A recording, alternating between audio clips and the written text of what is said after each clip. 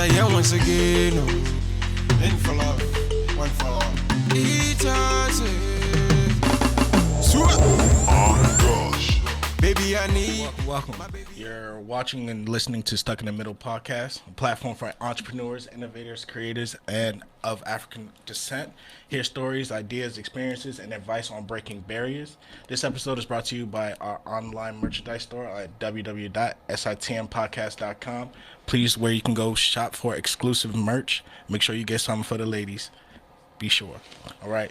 Thank you for everyone watching. Be sure to hit subscribe, like, and comment on all of our platforms, YouTube, Apple, Spotify, all the great podcasts that's out there, SoundCloud, wherever you can find us, Stuck in the Middle. Okay. We have a very, very good guest in the building, but before we get into that, I'll make sure I want to shout out to my co-host over there, Tutu. This is our first time doing this. What up, Tutu? Hello. Where you been? Here. You know? I've been living life, but I'm here. You know, we out here. You know, we trying to do our thing. But I want to make sure that we give a shout out to our special guest. She is the founder of WELLthy Communities Inc, an initiative for promoting wealth in marginalized communities. Please welcome Sarah Kupoluyi. Right? Thank you. Welcome. Super excited to be here. Welcome. How you feeling? I feel good. I'm nervous about some of these questions, but you know, I'm gonna rock. It's okay. with We're it. going to ease Yeah, you. It's nothing too off the wall. You know what I'm saying? We got you, so. We're going to make sure you have a little bit of fun with us where you're here, too. I anticipate fun, so I'm excited. That's good. So, All right. for those who may not know you, who is Miss Sarah Kupoluyi? Good question. Okay, I am a American-born Nigerian, should I say. I am the first of 7. I am a healthcare professional by trade, and I am a lover of people. So that is my purpose. Okay. I like that. So you weren't born in Nigeria. You were born in Washington, D.C. Okay. Yeah. All right. And then you went to, can you give me a background of, your educational background? So, I know you got your master's. Yes. So okay. I attended, Bowie High School. Okay. Hey, Then, so I've been in the DMV my entire life, good and bad thing. But I attended Towson University for both undergrad and grad. Okay. Undergrad, I focused on health science, and then grad school was healthcare administration. Okay, so you just knew that you just wanted to be in that field, Yes. in the healthcare field. Yes. So, being African, healthcare looks like nursing, doctor. Pharmacy. Mm-hmm. And I was like, I don't want to do any of that. Right.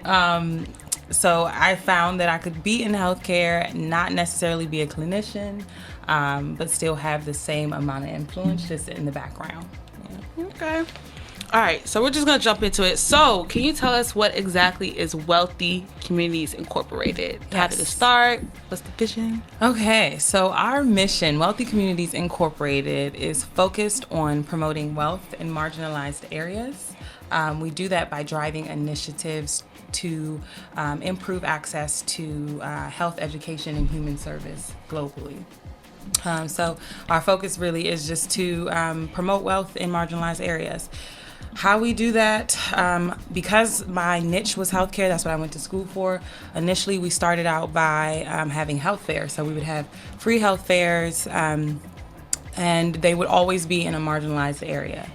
But then as we started to plan the health fairs, we found that there were other individuals within the social impact sector that wanted to be a part of just providing opportunity and empowering underrepresented individuals. So then we expanded it to focus on education and human service as well. And education really looks like giving minority students an opportunity to pursue their academic careers, helping them find mentors, people that they can shadow if they're trying to go the clinical route. I find that because we're first generation, we're the first to do it in our families, and we don't really have that blueprint laid out by, our parents. And so it places them at a disadvantage. So we help them be on the same level playing field as those that are not minority. And then human service, I actually have a partner. She's not here, but her name's Kayla Moore, and her niche is human service. She's a life coach and also works in case management. So she oversees the human service aspect, just breaking barriers for underrepresented minority individuals that are facing homelessness or have lost jobs or are recovering from addiction, things like that. Kind of talk about how did you put this together? Did you just sit down and saw that there was a need for this, or? No. The backstory. So, as a healthcare professional, I was working for a medical school, and at the time, I was overseeing students that were completing their clinical rotations, and they were pretty much the same age as me. So I'm like, here I am supporting individuals and their dreams, and I don't really feel like I'm doing mine, doing much of my own dream. And so I had went through a period where I'm just applying for jobs, but nothing really fit. Nothing really captured what I wanted to do, how I wanted to help people. So then I decided, why don't I just create that opportunity for myself? And that was what birthed WELLthy Communities. I wanted to do something where I could be in a position to facilitate, to take my administrative background and provide a platform for the very same medical students that I'm overseeing, give them an opportunity to use their skill set, what they're learning, but give it back to the public. And so it was really just creating a platform for them to do it. This is their life journey, so they wanted to be a part of it. And so I would pretty much from blueprint, I decided what I want to see is underserved individuals. I've always had a passion for underserved areas because I knew from my upbringing, again, first generation, seeing how our parents have kind of gotten us from where they were when they were immigrants to what our lives look like now. I knew what it meant to come from a disadvantaged area, and not everyone has the opportunity to just pursue their dreams. And so I wanted to create a platform where I could serve these individuals and help them feel empowered. And I had the network. I had the medical students. I had social workers within my network. I had pharmacists within my network, nurses.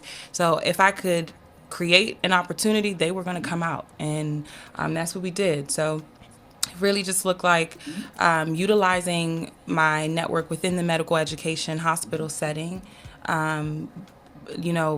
targeting a community center. The first one we did was in Capitol Heights, Southeast area. So we found a community center right in Southeast, and we asked if we could host a health fair there. And, it's interesting because the community, they were kind of like skeptical. We don't know you. Again, keeping in mind, for lack of a better term, is the ghetto. So they're just like, what do you want? Is this a hoax? What's the catch? I know initially the weeks leading up to the health fair, we literally had to knock on people's door and hand out flyers. We had to tape flyers to apartment buildings. We would go into the barber shops, into the liquor store, into the shopping centers, and talk to them so that they knew we meant well for them. We just, we just want them to know that people are thinking about them and people want them to win, and so we're creating an opportunity. They just got to show up and everything they need. Not to cut you off, but I did. But just jump in there real quick, because as you're describing all of this, for people that are unaware of what a marginalized community is, can you go in depth and explain what that actually is? Yeah, so a marginalized community is a community that does not have the resources that they need to pretty much be or live their best lives. And so that looks like not having a grocery store within their vicinity, not having access to a hospital. And if they don't have transportation, then how are they going to get to a hospital if anything happens to them? Not having access to just, I guess, your basic needs, your basic everyday needs. And so their school system, let's keep it very basic. They don't have enough teachers. The school isn't being funded properly as far as the education sector goes. In terms of human service, being limited to housing options because their income is low, so they don't have the opportunity to live in an area that's safe or even live in a building building that is safe to be in. They take what they can afford, kind of thing. And then on the health side, not having access to insurance, because if you're working a low income job, you don't have benefits. And so once again, marginalized means you don't have all of the resources that you need to live your best life, even if you wanted to. It seems as though wealthy Community. Wealthy Communities Incorporated, you all have that vision and that plan, but it wasn't always like that. Kind of talk about some of the challenges and barriers you faced putting that organization together. Yeah, so initially when I approached the hospital that I was working for the hospital, I had actually been there for about 3 years.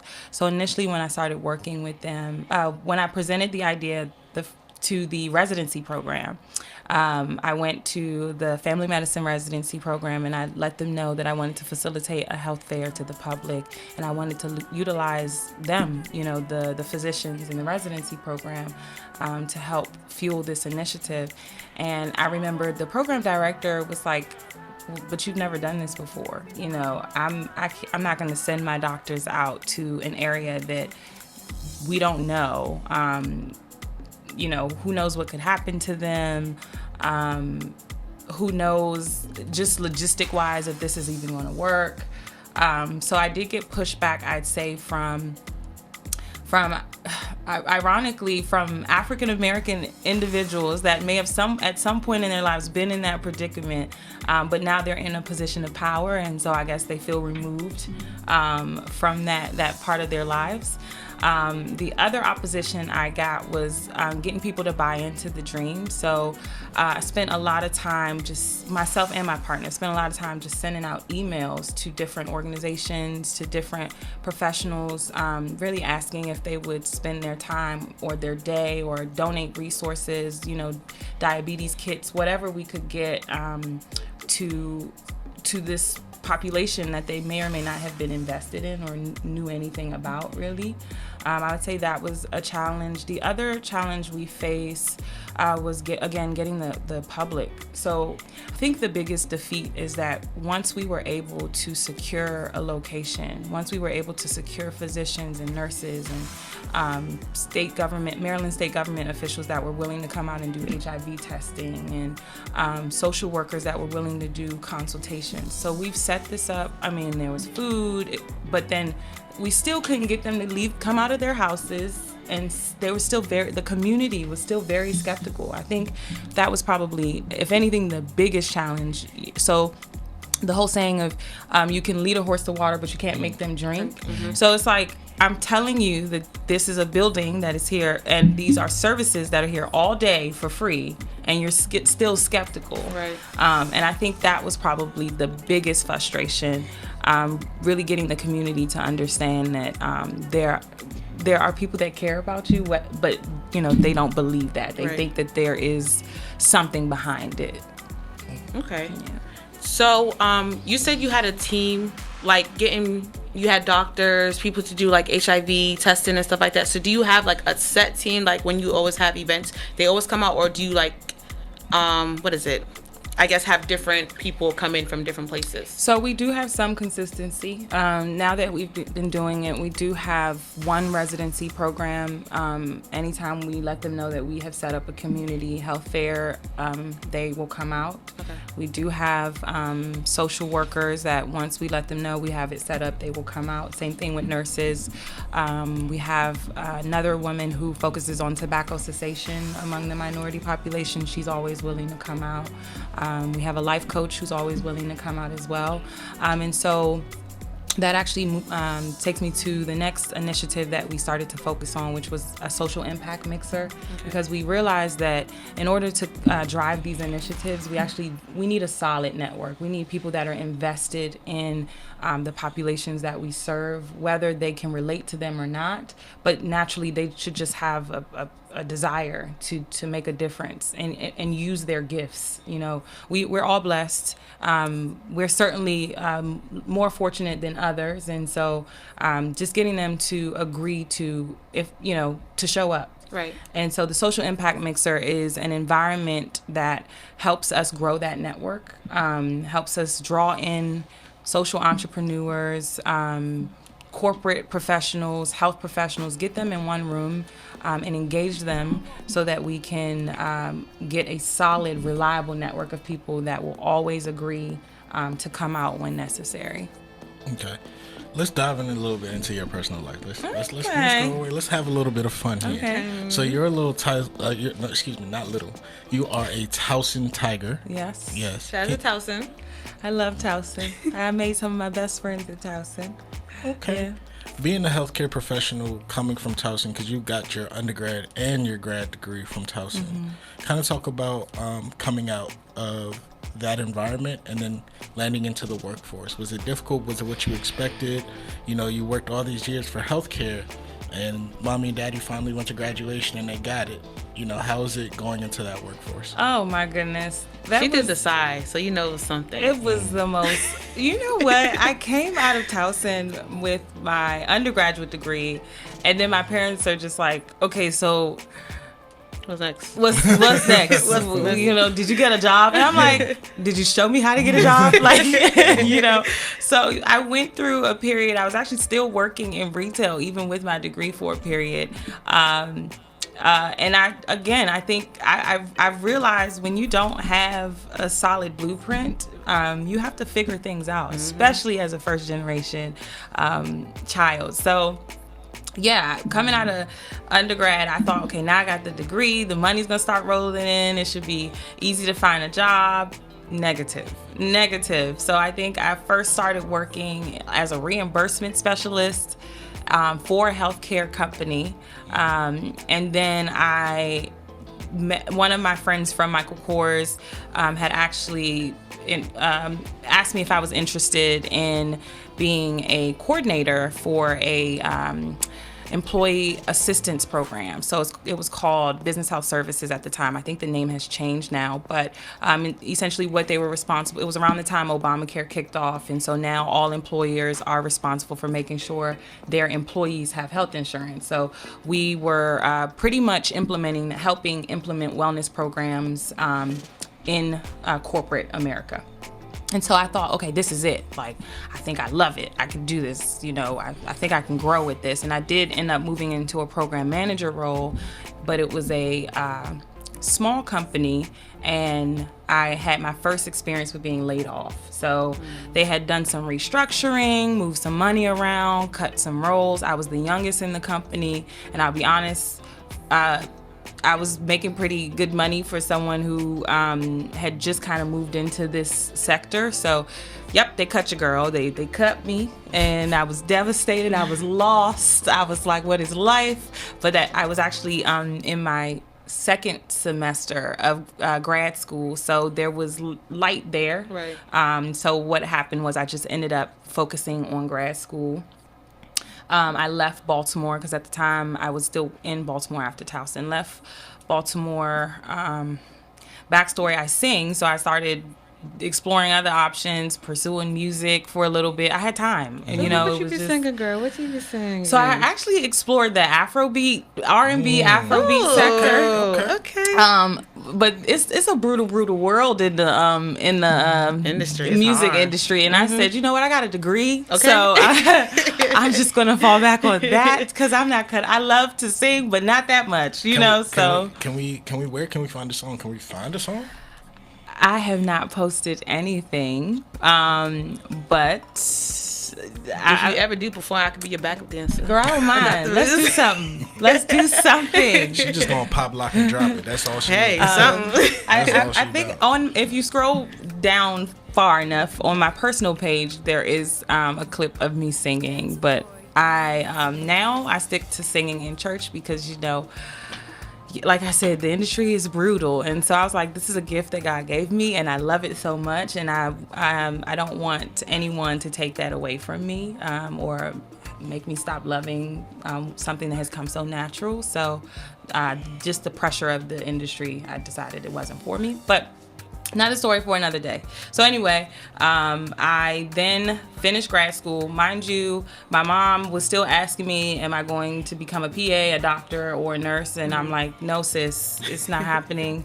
So I ended up finishing grad school, and I landed a job with a medical school. And I've been in the medical education sector ever since. So that's where I have a huge influence on the trajectory of what medicine is going to look like. So I currently interview medical students. I particularly favor minority, first-generation students. That's my thing. And so I use this platform to, hopefully fuel the number of minority into medicine, just creating opportunity for them to be physicians and have stake in the game of what it looks like to be a doctor. So you have a 9 to 5, and then you have this. Yes. So how do you find balance? What is balance? Girl, that's a good question because I don't even know myself. I don't know. And it's crazy because when I hear people ask that question and answer it, I don't know what that looks like. I'll be very honest. I think I just do. I don't think too much. You just move. And so when it's 9 to 5, I get that done, and as soon as 5 hits, I follow up with anything concerning Wealthy Communities. If I can merge the two, I will absolutely do so. So if I can take some calls during the day, if I can handle some Wealthy Community stuff during the day, then I certainly do so. So our homegirl here, Miss Sarah, is sitting on 2 degrees. She got her business incorporated, got her 9 to 5. Can sing. What them DMs looking like? Is them DMs open? I don't even really do the DM Instagram. To be quite honest, I suck with social media. It's terrible. And I was telling my friends, I said, I suck so bad that from what I'm understanding, your social media is kind of like a Hinge or Tinder profile these days. Like, guys really scope your social media. And if you are judging me on my social media, I got to do better. I certainly have to do better. But as far as social media, from the Wealthy Community side, my partner is the reason why that even exists. And on the personal side, if my DMs, I get to them when I get to them. So technically, fellas, that means it's a dub. Yeah, don't try to reach me on social media. Okay. I don't think that's the way to go. At least not for me. Yeah, but you can find her on LinkedIn. You can. LinkedIn though, really? Oh no. Slide through the LinkedIn.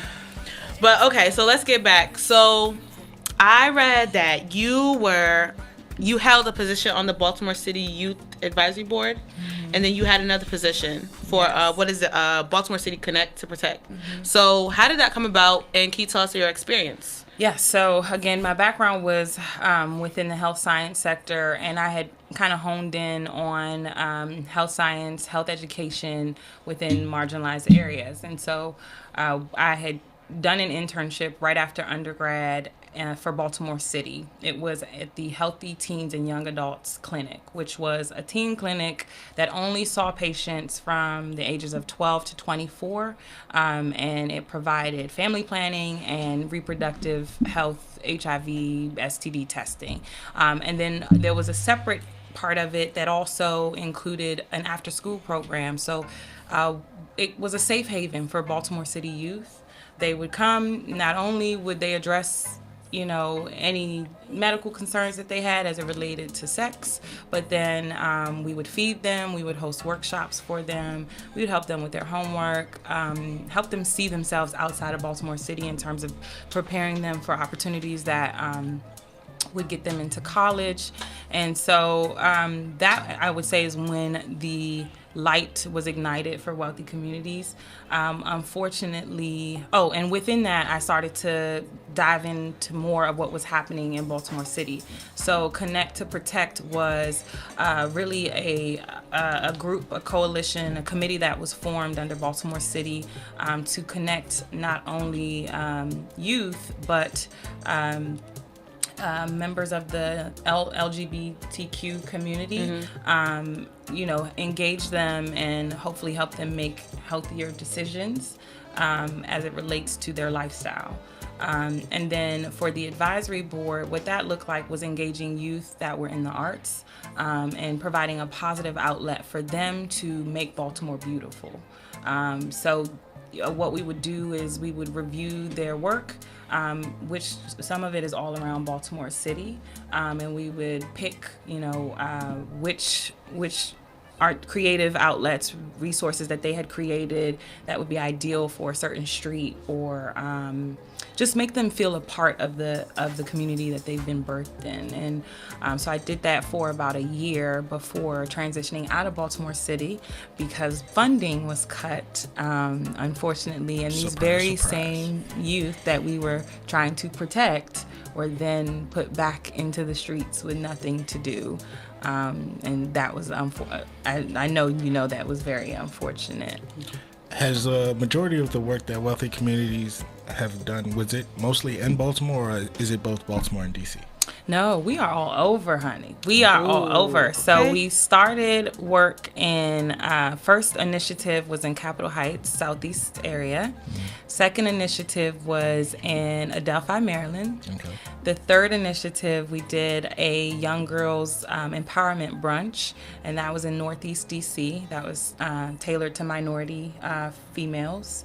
The next event we did was actually in Lagos, Nigeria. Well, we actually did a fundraiser in Silver Spring that was in preparation for Lagos, Nigeria. Yaba Psychiatric Hospital, we partnered with Africa's Mental Health Matters to raise funds to be able to purchase resources for the hospital. The hospital had a list, name it. They needed everything. Name it. They needed to function. Right. So pretty much everything we could purchase for them, we delivered that, and then we had a community day with them. So we engaged with the youth patients. It was very interesting to see that a lot of the patients that were in the psych ward were like our age. Mm-hmm. Definitely.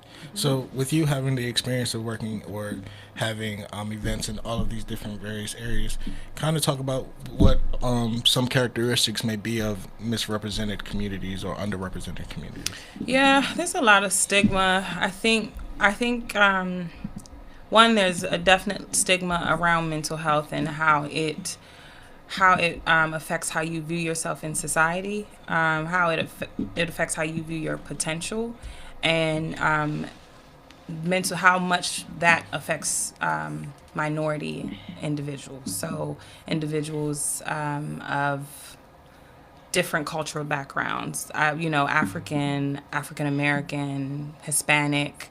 Again, I think it's a mindset where you can't see yourself achieving more than what your environment tells you.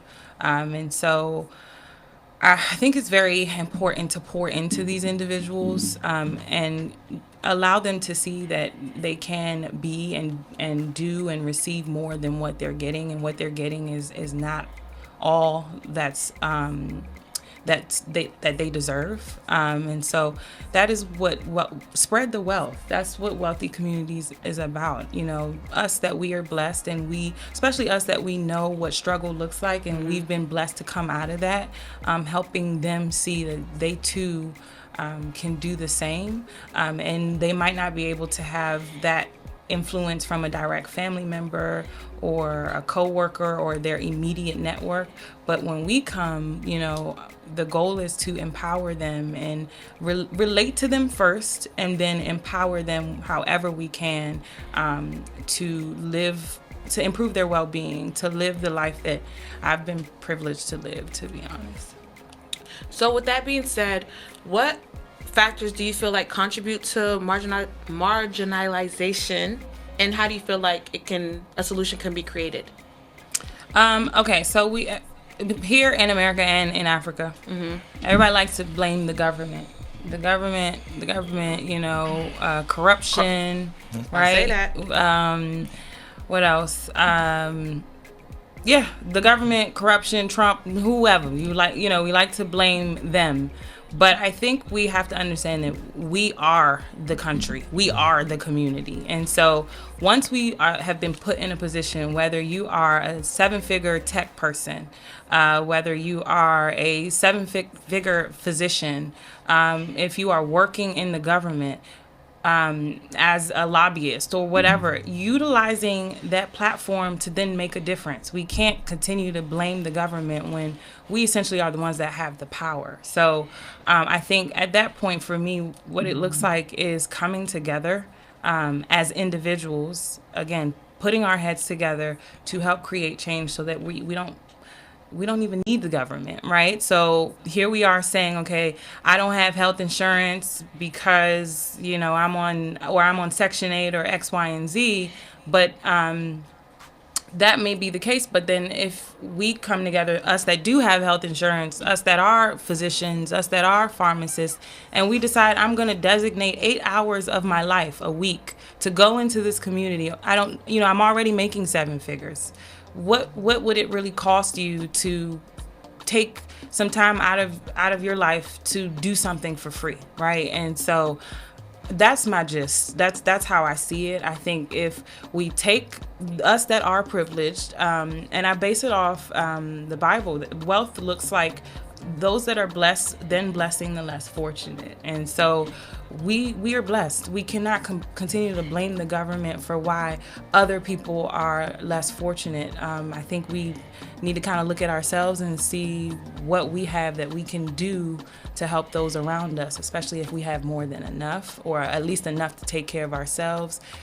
There is always a little bit to then pass back to somebody else, just so they have just one stepping stone to get to closer to where you are in life. Definitely. So, let's just end it off like this. What's next for Wealthy Communities Incorporated? Are there anything we should be looking for? Any solid calendar dates? Yes. So tomorrow we're actually going to be date. Tomorrow. Tomorrow is 2/23/2020. So February 23rd, we are going to be at Sarah's house, which is a women's shelter. They are under Catholic Charities of America, but we will be feeding the families of Sarah's house tomorrow. So we will also be, so this is the great thing about that mixer we had. We actually got not only money donated, so we'll be able to purchase in-kind donations for them. We also have, my whole car is full of donations. So bed sheets, washcloths, toiletries. So we'll be delivering that to the families tomorrow. And they need everything. I mean, they need plates. I've never said I need a plate before, Right. So, just thinking about it that way. So tomorrow, yes, we'll be at Sarah's house. We're going to spend the morning with them. We're going to set up a Valentine's Day brunch for them, make them feel like they're at a fancy brunch. We have some mock mimosas set up, chicken and waffles. Again, just make them feel like it's Sunday brunch, They feel loved. And so we're going to host that for them, as well as drop off some donations. We just had a mixer on Thursday. We'll continue to have mixers every 3 to 4 months. And so those mixers are an opportunity to have fun while giving back. Literally, you buy a drink, you buy some happy hour food, and that money goes towards somebody in need. And the other thing we have planned is our annual holistic health fair. We have a health fair every year, but this time we're taking it to Africa. So if you've never been to Nigeria, or if you've never been to the continent of Africa and you wanna come, this is gonna be fun. We're fun. When is it gonna be? So it's gonna be in December. The exact date has not been released yet, but it will be in December, so there's plenty of time to jump in on this initiative. And we're also very open to partnering. So if you have a nonprofit throughout this year and you need our help, we want to help. We want to figure out how we can come together and service our communities, because two heads are always better than one. For sure. All right, so where can people find you if they want to get in touch with you and Wealthy Communities? Yeah. So right now, Instagram is the best way, at Wealthy Communities. If not Instagram, we are on Facebook, so you can reach us on Facebook. Same thing, at Wealthy_Communities.